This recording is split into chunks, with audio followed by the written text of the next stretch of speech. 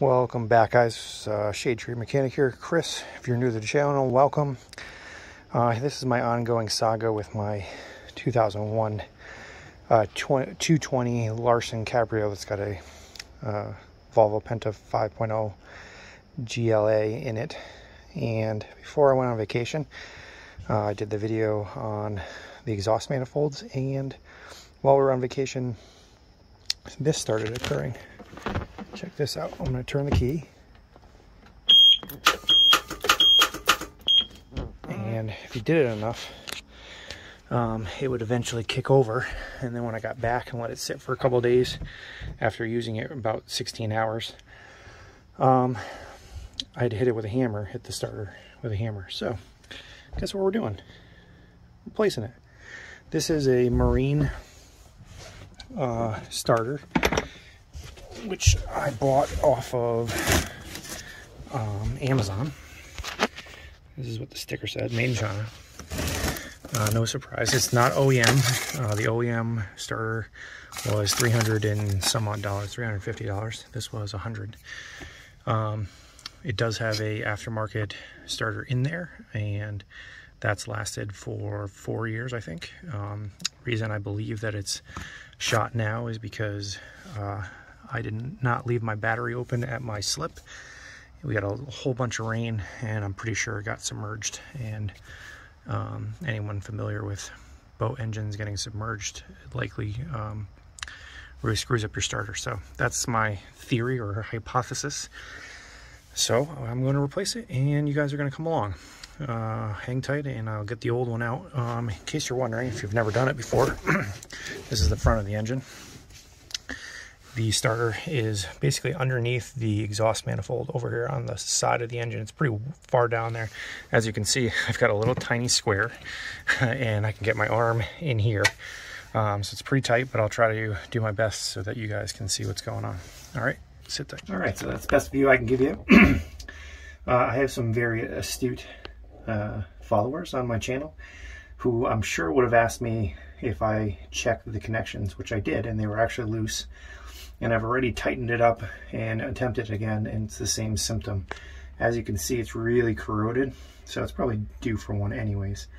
The other weird thing about this is that the two bolts are on the bottom, so they're under there. That's one of them right there. And so that's how you take it out, but I'm going to take the wires off first, which are all in there. It's a 9/16 for anybody who's wondering. Save you some time. That wire doesn't look the greatest either now that I'm looking at it in better light. Oh yeah, and if you've never changed the starter ever before, step one, disconnect the battery. Don't get yourself shooting sparks everywhere. It's a bad time. All right, so my 3/8 drive doesn't fit the small side. There's two, one on this side and one on the other side. And so I got my smaller set here, and it's 11/32 is what fits. Thanks for the video, so I can remember purple goes on the side. And you can't see where I'm going on my back side. Let's get this one off and see if we can get the wires out of the way. Nope.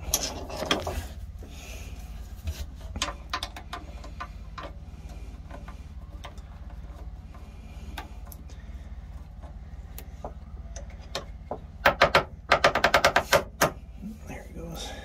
Oops. De-electric grease everywhere. Alright, so I got that off. And the bolts for the starter, like I said, one of them is right here, is a 1/2 inch. So we'll get that taken off and show you what she looks like. Alright, I got her out. She doesn't look that bad other than really corroded.